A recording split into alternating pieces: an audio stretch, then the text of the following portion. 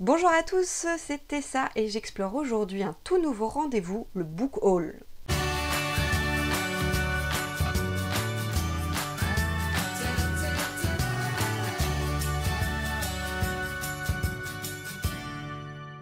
Petite explication rapide de ce qu'est un book haul, au cas où certains d'entre vous ne le savent pas. Il s'agit en fait de la présentation des livres que j'ai reçus, que j'ai achetés, qu'on m'a envoyés et tout ça durant le mois. J'avais déjà pensé à intégrer ça dans la 4e, mais sachant que c'est déjà une émission assez longue, c'était pas une bonne idée, donc j'ai décidé de vous faire une vidéo spécialement pour ça. Et on commence tout de suite avec le premier livre qui est Maybe Someday de Colleen Hoover. Alors pour le coup, celui-là je l'ai déjà lu, ça a même d'ailleurs été un coup de cœur, vous pouvez voir sur la blogo, elle a une assez bonne réputation, je vous confirme donc qu'il faut la lire. Ce livre est génial. On enchaîne ensuite avec le dernier quête clair qui est Perdu et retrouvé, paru dans la collection R. C'est une auteure que j'aime beaucoup, elle aborde des sujets réalistes. D'ailleurs là je suis en train de lire donc celui-là au moment où je vous parle, probablement pas au moment où vous verrez la vidéo, mais en tout cas ça s'annonce pas mal, encore un sujet pas facile, j'ai hâte de savoir ce qui va se passer ensuite. Puis vient un livre qu'on m'a chaudement recommandé, Ma raison de vivre chez PKJ. Là pour le coup je n'ai pas pu y échapper, on me l'a conseillé, reconseillé, multi-conseillé. Pour le coup j'adore déjà la couverture donc j'ai hâte de le découvrir même si je ne sais pas du tout de quoi il parle. Ce sera la surprise. J'ai ensuite reçu le 3e tome de Rosemary Beach, Take a Chance de Abby Glines dans la collection Et moi. J'avais bien aimé les 2 premiers tomes, je trouvais que le couple était assez sympa à suivre. Là, donc c'est un nouveau couple qui est mis en avant dans celui-là. J'aime bien du coup ce que fait l'auteur, ça se lit assez rapidement, ce qui est quand même pas mal, c'est une jolie romance donc j'ai hâte de le lire. Et ensuite vient le tome 4 de la sélection de Kirakas dans la collection R.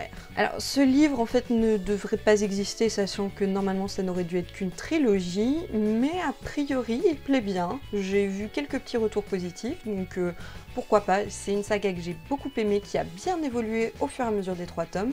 Donc du coup j'ai vraiment envie de savoir ce qu'on nous réserve dans ce 4e et pas prévu tome. Puis vient la suite de Liaison à durée déterminée, soit Petit arrangement privé de Jennifer Probst aux éditions J'ai lu. J'avais bien aimé le concept du premier tome, ici pareil c'est un nouveau couple qui entre en jeu, mais toujours avec le même principe, donc avec une jolie écriture je suppose, tout comme le premier tome.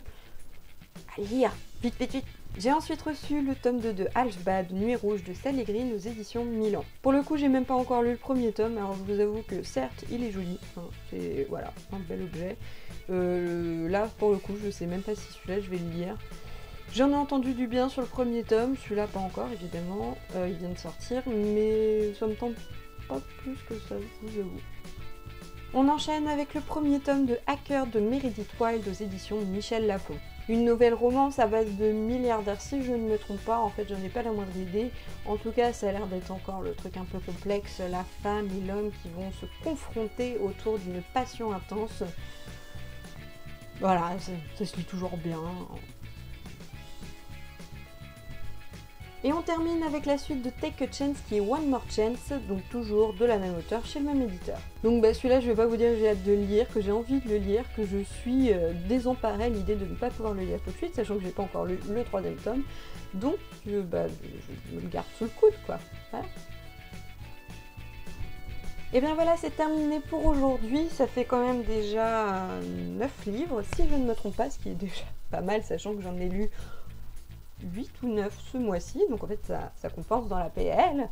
Je vous ai pas fait de pitch pour la simple et bonne raison qu'il y a plein de livres dont je ne sais même pas de quoi ça parle en réalité, hormis romance, fantastique, contemporain, voilà, mais du coup, vous aurez peut-être envie d'en savoir plus, donc je vous mets les infos en dessous de la vidéo, comme d'hab. Il ne me reste plus donc qu'à vous souhaiter une bonne semaine avec de bonnes lectures et je vous donne rendez-vous sur le blog le-fauteuil.com pour avoir mon avis sur ces nouvelles acquisitions. Salut à tous!